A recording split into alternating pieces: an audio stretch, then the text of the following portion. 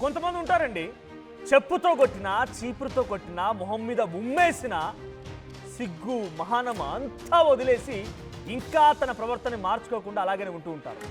మనకు తెలిసి భారతీయులకు ఈ రకంగా ఎవరైనా ఉన్నారా అనంటే అది కేవలం పాకిస్తాన్ పాపిస్ట్ కుక్క మాత్రమే. ఇక మారరా, నీకు కొంచెం అవకాశం ఇచ్చామని ఎన్నిసార్లు వాడికి అవకాశం ఇచ్చినా కూడా ఈ ప్రూవ్స్ వాజ్ రాంగ్ దట్ మనం ఎప్పుడు కూడా తప్పు అని ఒక మాట ఏం చేస్తాడు, నేను మారను, నా బుద్ధి ఇంతే, నా వక్ర బుద్ధి ఇంతే అనే రకంగా నిరూపించుకుంటున్నాడు.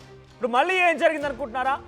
ఆసియా కప్లో మరొక దొంగ వేషం వేసి అబద్ధపు ప్రచారంతో ఈ పిచ్చి కుక్క మళ్ళీ దొరికిపోయింది. పాకిస్తాన్కు ఇప్పుడు ఐసీసీ బిగ్ షాక్ కూడా ఇచ్చింది. ఆసియా కప్ టోర్నీలోకి పాక్ ఓవర్ యాక్షన్ మరీ ఎక్స్ట్రీమ్ అయిపోయింది.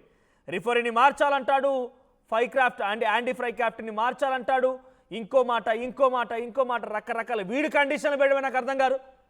వాడో ప్లేయరు, కొన్ని టీమ్స్లో వాందో టీము, వాడు ఉంటే ఎంత పోతే ఎంత, అయినా కూడా వాడు కండిషన్ల మీద కండిషన్ పెట్టి పిచ్చి పిచ్చి ప్రవర్తనతో అబాస్ పలవడమే కాకుండా, నేను చెప్పాను కదా ముందే, ఉమ్మినా మొహం మీద ఉమ్మేసినా చీపురుతో కొట్టినా చెప్పుతో కొట్టినా ఇంకా పాపిస్ట్ బుద్ధి మారడం లేదు.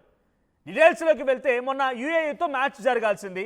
ఆ మ్యాచ్ కంటే ముందు పాకిస్తాన్ ఒక డిమాండ్ పెట్టింది. ఏమని?